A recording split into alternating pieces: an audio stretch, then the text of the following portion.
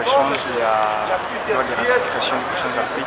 Mais comment est-ce que nous avons ça en sorte que nous avons faire suicider la démocratie du Congo? Non, mais là, on a Ezali Malam. Ezali ko viser que l'Afrique est à la marché. Et puis il faut boyer dans la constitution, les Congolais vont voter. Ce qu'on a dit préambule. Comment on a la responsabilité, nous, peuple congolais, conscients de nos responsabilités devant la nation, l'Afrique et le monde. Donc, nous avons une responsabilité. Donc, c'est nous le corps de l'Afrique. Le président Nabiso est le président de l'Union africaine. Afrique, l'Union européenne. Union européenne. Mais l'Union européenne est bandaki. C'est le marché ouvert, c'est comme ça que l'Union européenne est bandaki. L'Union européenne, l'Union européenne et bandaki boye marché commun. Batoba dans la libre à Kotambola na Europe mobimba. Et puis côté kabilo na bango na Europe mobimba. Yangwana nde sali force ya Europe lelo. Donc wana lo wana ezali malamu kona mboka na biso. Parce que tout le monde qui l'a fondé ka lufu a professeur, fondé lufu a déjà Bralima lelaki ba société ya Sikri ba lelaki ba lelaki parce que bilo bana ko kota na lufu na prix moins cher ba doso masulo na ba entreprise na Congo te. Bralima lelaki Bralima ba propriétaire et Bralima ba zaka congolais.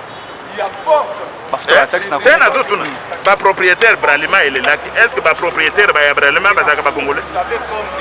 Bazaka batumoko wana ya groupe. Donc il ne faut pas que landa makambo ndenge wana. Donc tozali mboka avec 9 frontières, c'est le cœur de l'Afrique. Et puis là on a besoin au Kawana. En Afrique tozali 54 pays. Plus de 35 pays basi bandimi encore sans discussion tozo landa wate. Est-ce que ba Burundi bazana problème wana te? Ba Tanzanie ba yambilo wana bazana problème te kaka biso? Ba Congolais en face bazana problème te kaka biso? Na Gabon bazana problème te, na Cameroun te, na Tchad te, 35 pays basi bandimi wana. Donc discussion musu to sala kana mboko ezalaka fondé vraiment na nzoto. Mais pas sur la rationalité. 35 pays en Afrique bobimba ezalaka na problème pas na biso. Ce n'est pas possible. Loi wana ezali malamo et ko inciter. Et donc ba député balobi ba kopesa ça sikoyo gouvernement a ça la mesure incitative pour l'agriculture na biso. Le gouvernement a une obligation à inciter, mais il y a développement. Personne ne peut refuser le développement, ce n'est pas possible. Parce que l'Union africaine est libre. Pour nous devenons un marché, nous devenons comme un seul pays. On a des réponses qu'on a les professeur, les députés à FCC, ils va claquer porte parce que c'est une motion, mais il faut accorder, mais bureau d'âge, il faut accorder, il va claquer porte, il faut venir à mon collègue, le professeur. Mais c'est la voie démocratique, nous sommes combien de fois? Vous êtes un journaliste, non? Les éléphants démocratiques sont sécurité. Obimi na yo, biso to badale ko kobimisa biso combien de temps? Tozala kobima. Ba prendre ko ça l'opposition, ba banda malembe, c'est un peu dur. Banda ko na biso FCC à PPRD. Ko ça l'opposition est moins passé, mais il faut commencer par un premier pas. Biso to l'équipe de la wana pendant 38 ans na UDPS. To yebi ndenge ezali. Tozala coûte ko se pela ko pas se pela ko ça l'opposition. Parce que l'opposition lelo ko déposer motion essentielle contre Ilunga Lokambo loba moi plusieurs fois senga na ye a démissionné ko le professeur lokola yo mais asali yango te ti le déposer motion essentielle. Yo moko le bango to depuis le mois d'octobre ozali mokolo ozali collègue professeur d'Angai. Démissionné tous à l'université. Pourquoi s'accrocher à un poste? Et puis, vous voyez, ceux qui a démissionné les lots à dimanche, à pourquoi il y a une femme morte. Non, ce n'est pas possible. S'il ne démissionne pas d'ici dimanche ou d'ici lundi, il va tomber ici. Donc, ce que vous avez conseillé à couper ces bottines de laïcs, oh, il y a le carton jaune, il y a souk avant carton rouge. A démissionné avant dimanche. Et quoi, le Cambouane, au moins, le problème de la bande de FCC d'Aboui. Arrêt à court concernant les petits bureaux au pouvoir. Au moins, le problème, arrêt à court les Akamoulaye, 10 feuillets, parfois 15 feuillets. Bande de FCC, le coup les Akamoulaye, peut-être pas chez moi comme un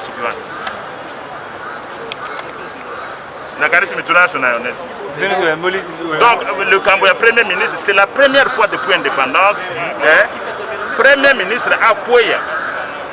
Donc ils ont des historique. c'est la première fois depuis l'indépendance ya mboka oyo premier ministre a pris une motion de censure nde likambo elingi et la premier ministre Sylvestre Ilunga. Dernière question pour professeur Mbata, dernière question est-ce que vous possédez nini parce que professeur Mbata le bureau d'âge honorable Moussa Vite et notre cas par rapport à formulaire à remplir pour déterminer la majorité mais procédure pour la motion à défiance et à censure plutôt Boli Misangay puisque motion de défiance les alliés ceux qui vont membre de mais ce que le gouvernement le premier ministre les motion de censure yango lobby ba ko notifier tant que ba notifier et collègue environ 48 heures 48 heures on a des débats après 48 heures débat est au salam ce cas démissionné kakate akoyao débat est salami ce que tu voté à kokende il aura 24 heures pour démissionner donc je peux vous assurer que le 30 janvier donc on a déjà un premier ministre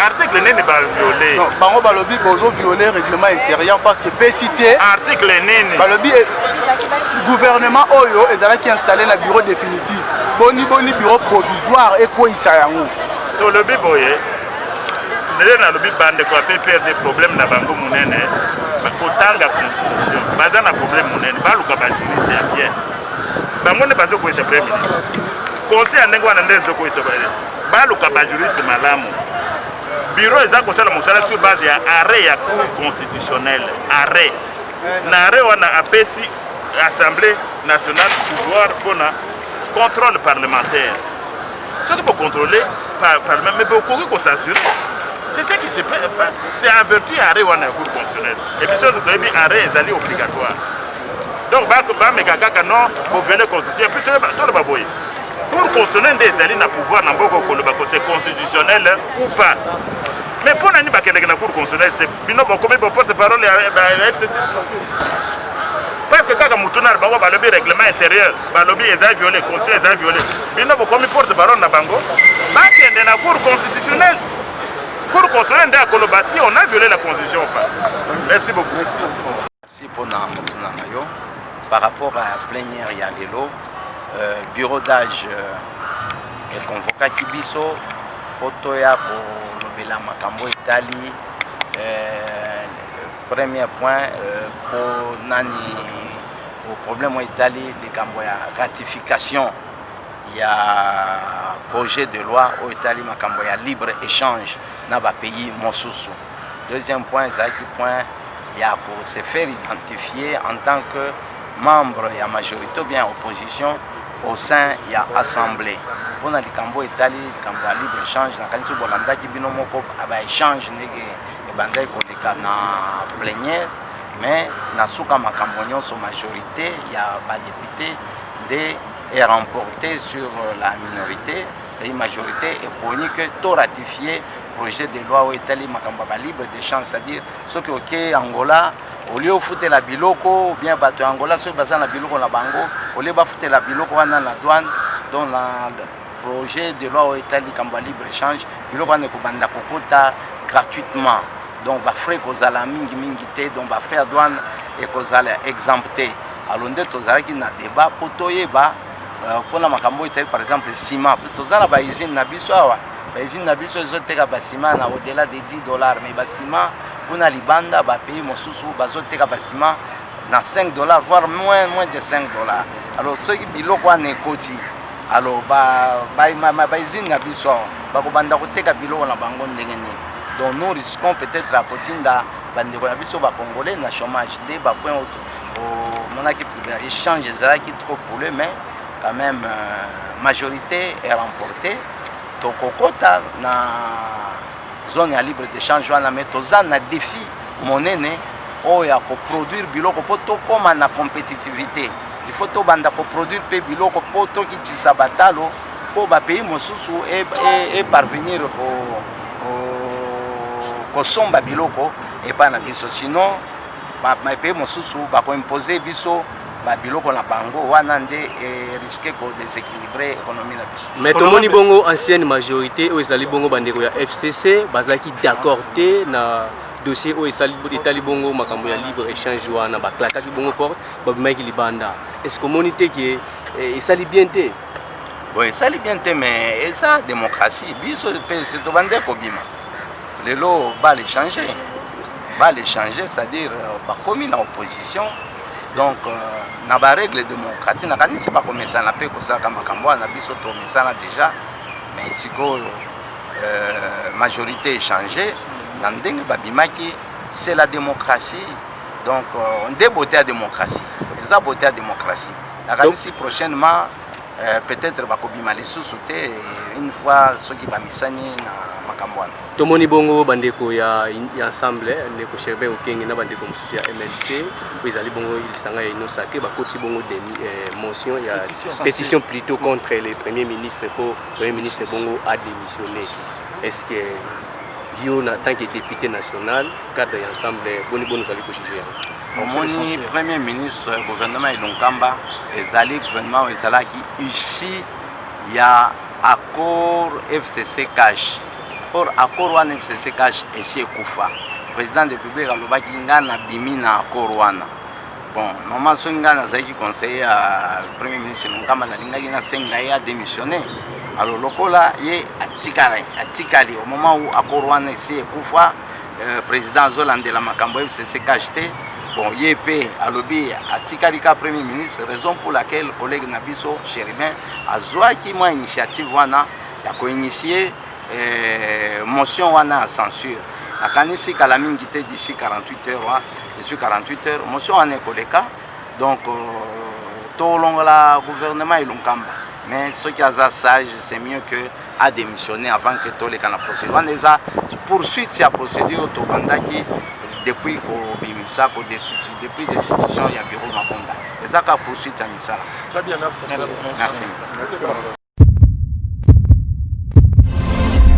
Eshima, votre magazine qui bat au rythme de l'actualité. Une réponse à vos besoins en information, un éclairage dans divers domaines. Impartial, documenté, instructif. Eshima au cœur de l'info. Retrouvez la nouvelle édition. Exclusivité, le professeur Willy Kitobo Samsoni maîtrise le secteur des mines et gagne le pari de la mobilisation des recettes publiques. Désormais membre de Cobalt Action Partnership, le ministère congolais des Mines a abattu un grand travail dans sa sphère. Contrôle régulier de l'application effective du nouveau code minier, loi sur la sous-traitance et paiement de la rétrocession due aux entités territoriales décentralisées, ouverture et attractivité du secteur des mines aux investisseurs, relance des entreprises du portefeuille de l'État, le ministre Willy Kitobo assure le suivi et contrôle technique des activités minières sur toute l'étendue de la RDC. Focus, augmentation de 66% des recettes, le directeur général des impôts Barnabé Mwakadi Mwamba, en technicien avéré, impulse les performances de la DGI. Dossier Eshima 2021, année de tous les enjeux. Nation, Hubert Mihimi Mouawa, directeur général de la Sona Hydroc, présente ses vœux de nouvel an au président de la République. SU, la rétrospective 2019-2020 du ministre Thomas Louaka, un mandat placé sous le thème du redressement du système éducatif du supérieur. Agence de prévention et de lutte contre la corruption, un casting à refaire. Économie, Eshima Magazine revient sur les commerces générationnels en RDC. Retrouvez l'intégralité du magazine Eshima dans les kiosques. Eshima Magazine, un nouveau standard d'information.